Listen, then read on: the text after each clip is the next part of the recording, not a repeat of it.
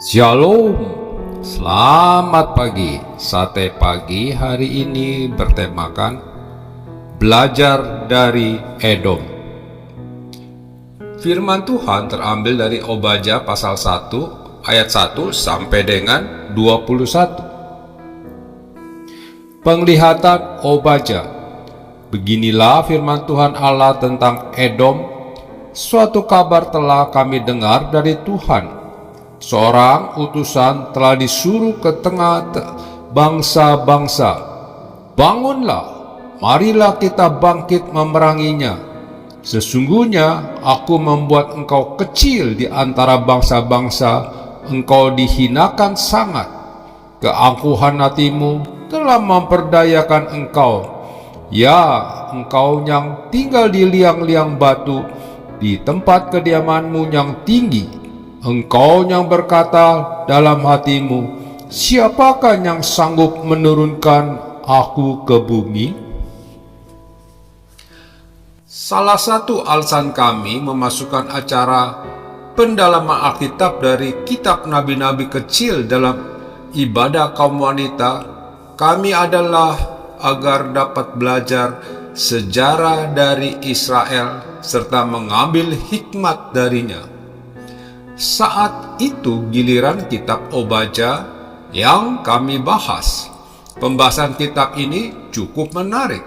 Nama Obadya berarti hamba Yahweh.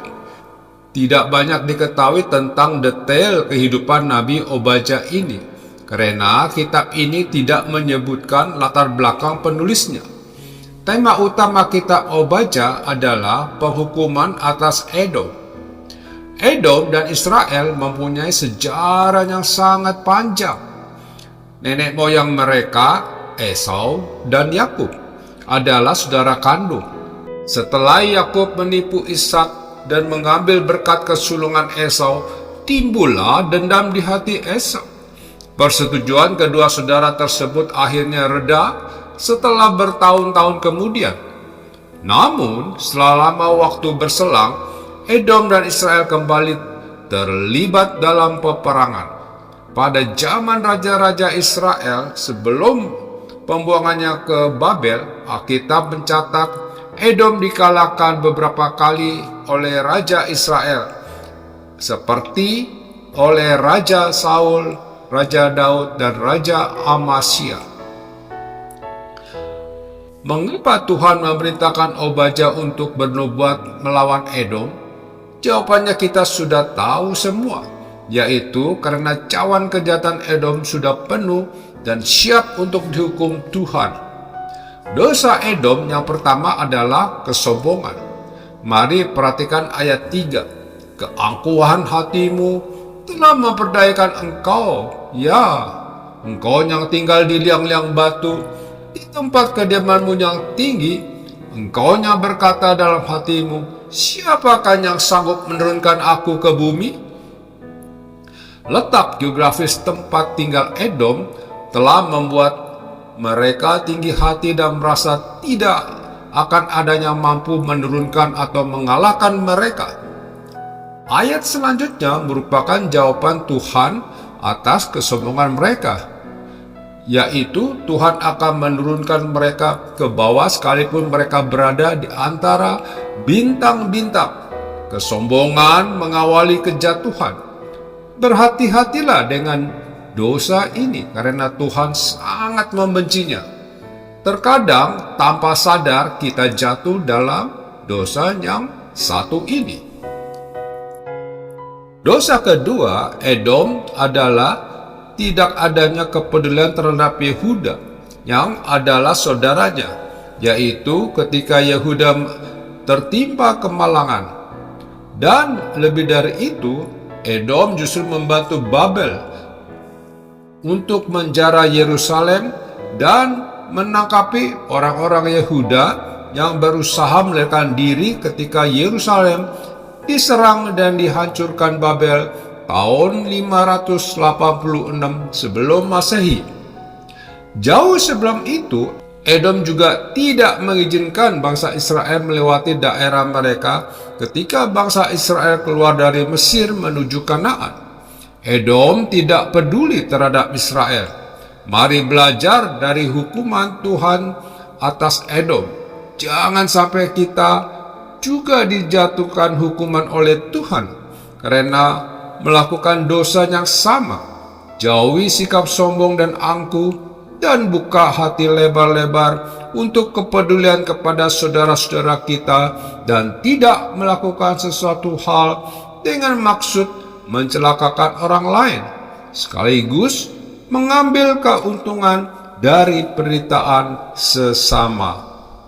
Amin. Mari kita berdoa. Bapa Surgawi, ajar aku untuk menjauhi sikap sombong dan angkuh, karena Engkau tidak suka. Tolong aku juga untuk tidak mencelakakan sesamaku. Di dalam nama Tuhan Yesus, aku berdoa. Amin.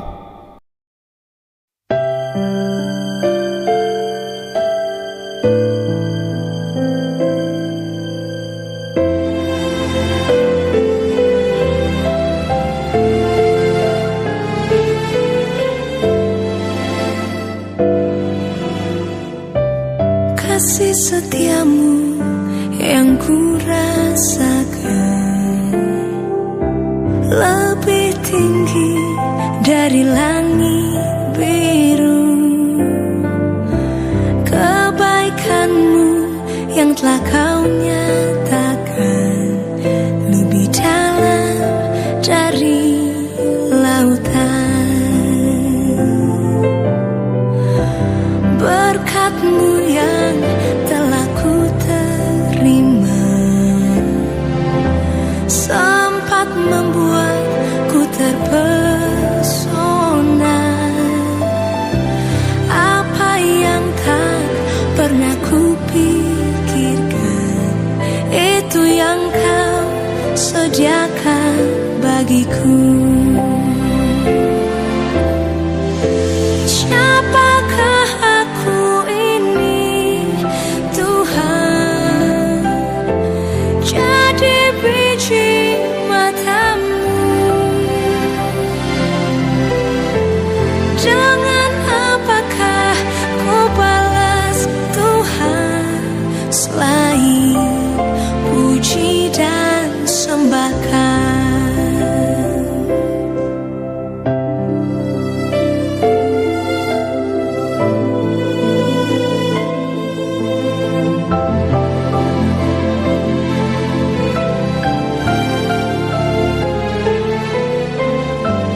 Berkat-Mu yang telah ku terima sempat membuatku terpesona. Apa yang tak pernah ku pikirkan, itu yang kau sediakan bagiku. Siapakah aku ini, Tuhan? Jadi biji mata-Mu.